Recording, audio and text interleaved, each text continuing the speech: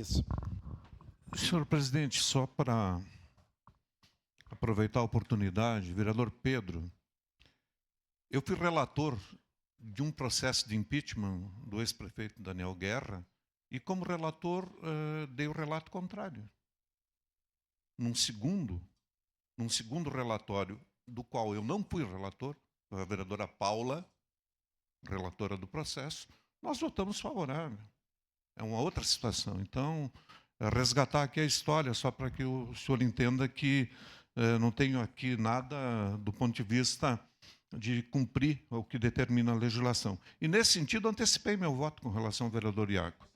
Eu acho que a Câmara, nesse momento, é incompetente para julgar esse processo, mesmo porque ele não foi...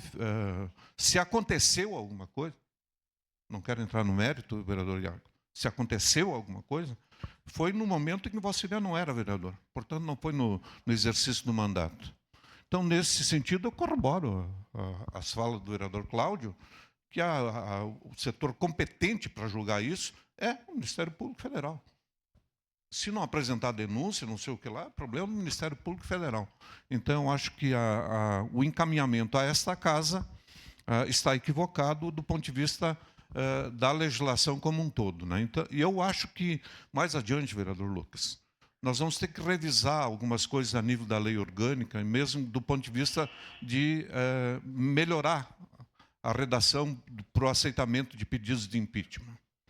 Porque vira um negócio assim meio na corrida, né? Chega lá, é lida a denúncia, o cara já tem que se manifestar, não tem parecer de nada, não. É um negócio muito complicado. Então, no devido tempo, votarei contrário à tramitação desse processo. Senhor presidente, muito obrigado.